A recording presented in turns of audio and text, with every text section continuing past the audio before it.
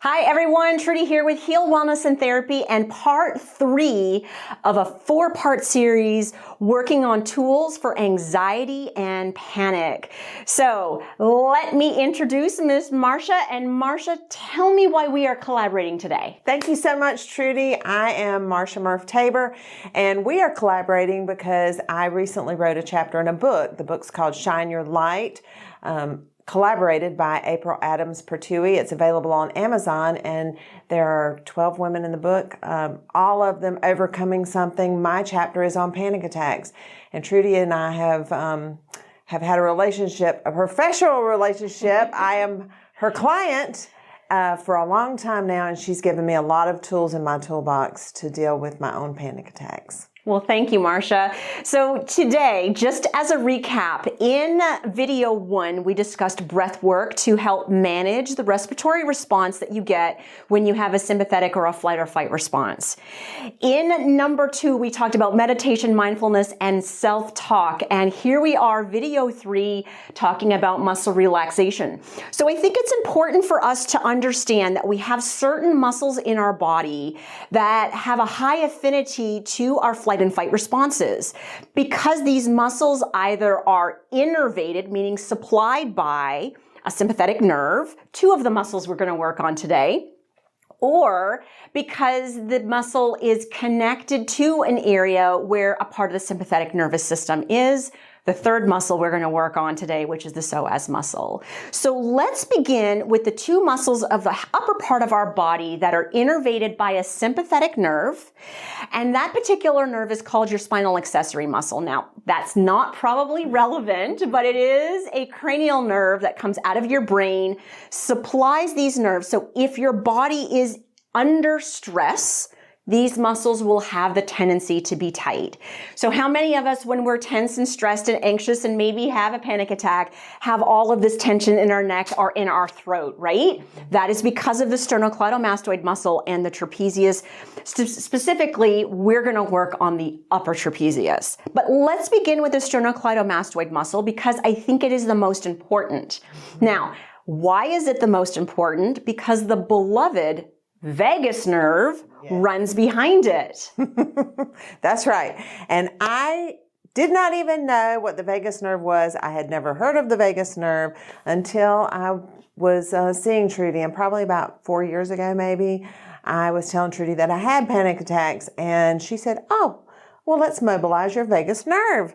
And I thought, well, what is the vagus nerve? So she told me all about it. And oddly enough, a couple of years later, I was having a colonoscopy, and I had a vagal nerve response during the colonoscopy, and my heart stopped for like 2 minutes. So that story's for another day, but needless to say, I know all about the vagus nerve now. That's right.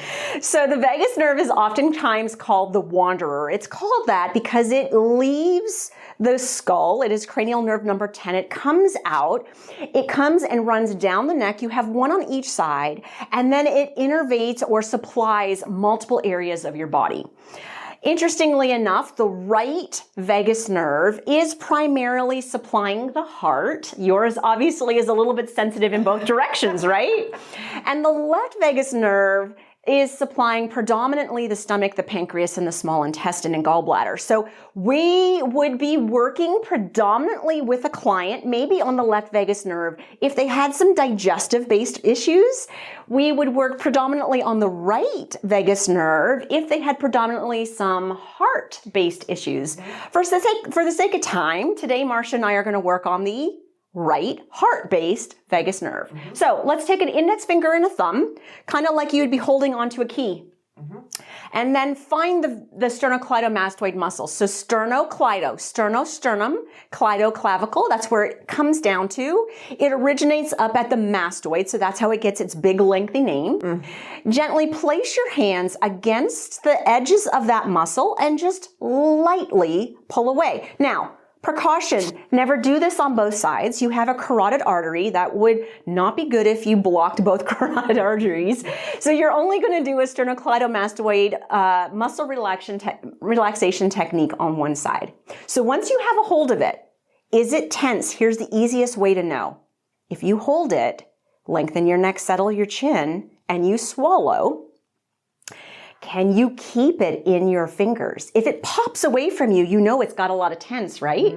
Okay, so Marcia, how's ours doing? Do we need to do a couple more swallows or are we good? Let's do a couple more swallows. Okay, so if you're at home doing this with us, make sure your neck is long, your chin is settled. Place your tongue to the roof of the mouth and maybe downcast your eyes. Gently hold that muscle and take a swallow here. When you get to the point that you can gently hold and it doesn't pop away, try one more swallow for me, Marcia. Then we know we're ready to move on and relax the muscle. So sustain your pressure on the muscle. Take a nice deep inhale into your nose. Purse your lips and slowly exhale out. Let's do 2 more breaths here. Nice deep inhale in.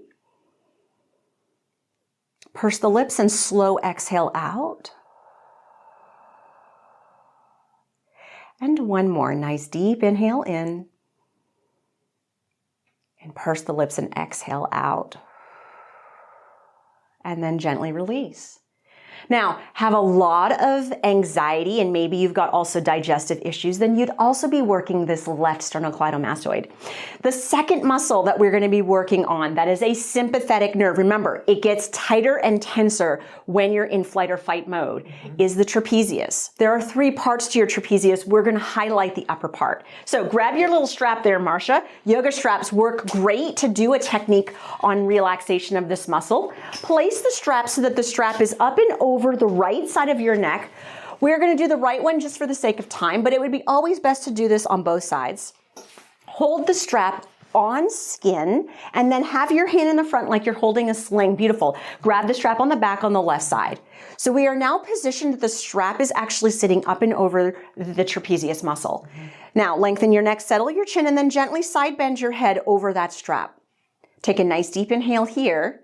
Then as you exhale, pull the strap back with your left hand and feel the muscle move backwards. Then keep it there. Take an inhale, lift your head upright. As you exhale, gently side bend your head until you feel tension in that muscle. Do you have it? Okay, hold yourself there. Downcast your eyes, rest your tongue to the roof of your mouth. Take a nice slow deep inhale into your nose down to your belly. Purse your lips and slowly exhale out. Let's do 2 more breaths. Nice deep inhale in. Purse your lips and exhaling out. And 1 final time. Nice deep inhale in. And purse your lips and exhale out. Then gently release your strap. Let's take those straps and throw them away. We are done with it. Now we have 1 more muscle we want to work on, and that muscle is the psoas muscle. Now, the psoas muscle is not supplied by a sympathetic nerve, but here's something that's really important to understand. It attaches to the front of your spine. On the front of your spine, you have something called your anterior sympathetic chain. Yes.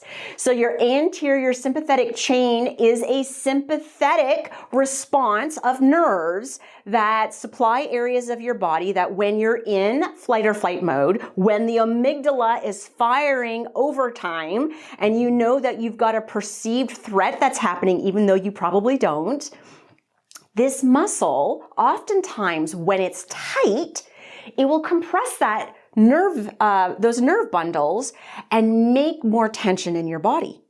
So it's going to drive even more of a stress response physically in your body. So any questions on where the psoas lives? I know where the psoas You know where the psoas lives. Mine is always tight. That's right. So what you want to do, and the easiest way to tackle that psoas in a simple seated position, is use a chair and turn yourself so that you are facing with 1 sit bone on the chair, 1 sit bone off the chair. I oftentimes like to hold the back of the chair just for support. Then the outside leg, drop the leg down so that the knee and the hip are perfectly aligned. Place your right hand, my left hand, onto the pelvis. Take a deep inhale in, and as you exhale, tuck your tailbone under.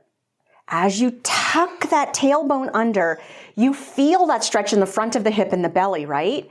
Hold and sustain that stretch. Relax those shoulders. Lengthen the neck, settle the chin. Take a nice deep inhale into your nose, into the belly. Purse your lips and slowly exhale out. 2 more breaths. Deep inhale in. Purse your lips and slowly exhale out.